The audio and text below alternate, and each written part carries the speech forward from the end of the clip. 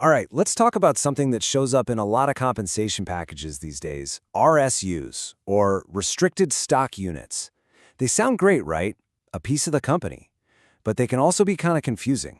So today, we're going to pull back the curtain and figure out exactly what they are and how they work.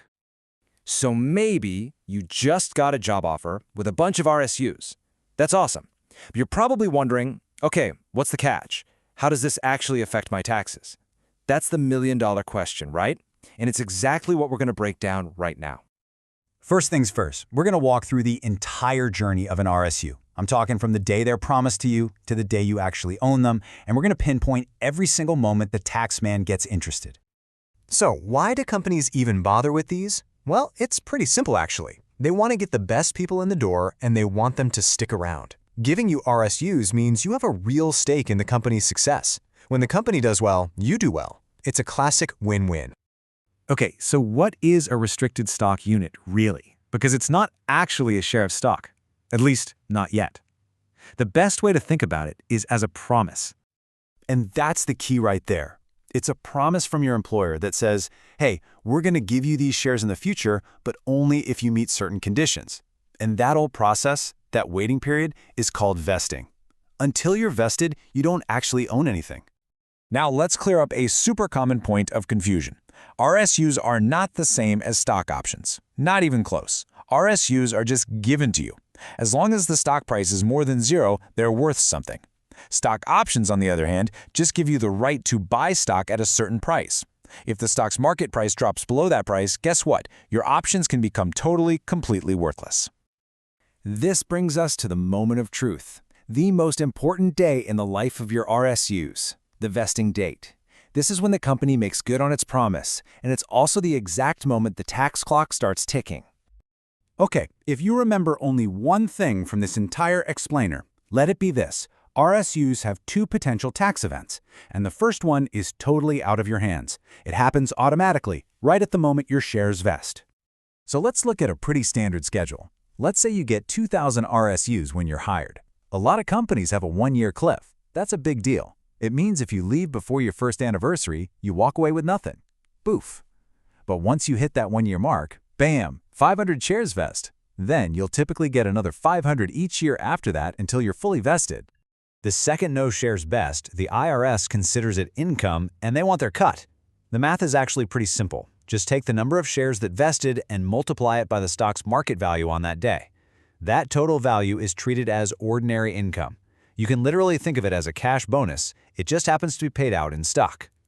And this income isn't some weird separate thing you have to track. It'll show up right there on your W-2, just like your salary. Now, to handle the taxes, most companies will automatically sell some of your new shares for you to cover the tax withholding. It's usually called a sell-to-cover transaction. Okay, so the shares have vested. Some were sold to cover the initial taxes. Now you own the rest of the stock outright. What's next? Well, that brings us to the second part of our story. What happens when you decide to sell? And here it is, our mantra again, the second potential tax event. The great thing about this one is that it's completely in your control. It only happens when and if you choose to sell your shares. And any profit or loss from that sale is a capital gain or loss. So, to figure out your gain or loss, you have to know this term, cost basis. This is so important. Your cost basis is just the market value of the shares on the day they vested. Why does this matter? Because that's the value you already paid income tax on. This whole concept exists to make sure you don't get taxed twice on the same money.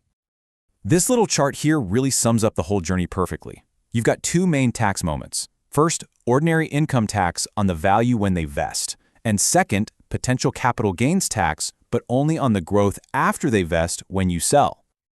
Now, the tax rate you pay on those gains depends on how long you hold the stock after the vesting date. Sell it within a year, and that's a short-term gain. It gets taxed to your regular, higher income tax rate. But if you can hold on for more than a year before selling, it becomes a long-term gain, and you get to pay a much lower, friendlier tax rate. And listen up, because this is a huge pro tip from a CPA.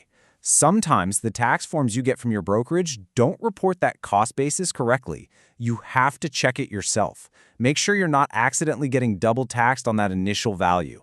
That is a costly mistake you do not want to make. All right, Now that we know the rules of the game, it brings us to the big strategic question that everybody with RSUs has to ask. Once my shares vest, should I sell them right away or should I hold on to them? You know, the argument for selling immediately is actually really strong. You lock in the value, and most importantly, you get to diversify your money. Having too much of your net worth tied up in a single stock, even your employer's, is pretty risky. Here's a great way to think about it. If your company gave you that bonus in cash, would your first move be to go buy a bunch of company stock with it? If the answer is no, then selling probably makes a lot of sense. But then there's the other side of the coin. The argument for holding really comes down to two things: belief and taxes. If you truly believe your company's stock is headed for the moon, then you might want to hold on for that ride. And of course, if you hold for over a year, you get that sweet lower long-term capital gains tax rate on any profits. Your strategy can get more interesting if you also have stock options to think about. Check out this scenario. If the market takes a downturn and the stock price drops, those stock options can become completely worthless. But the vested RSUs, they still hold a lot of their value, giving you way better downside protection. It's something to think about. So what's the bottom line here? Well, there is no one-size-fits-all answer. The right move for you depends completely on your own financial goals, how much risk you're comfortable with, and your entire compensation picture. This is all just to help you get how it works, not to give you any financial advice. At the end of the day, your equity isn't just a perk. It's a real part of your financial story. And now that you understand the rules, you're the one holding the pen. So what's the next chapter going to be?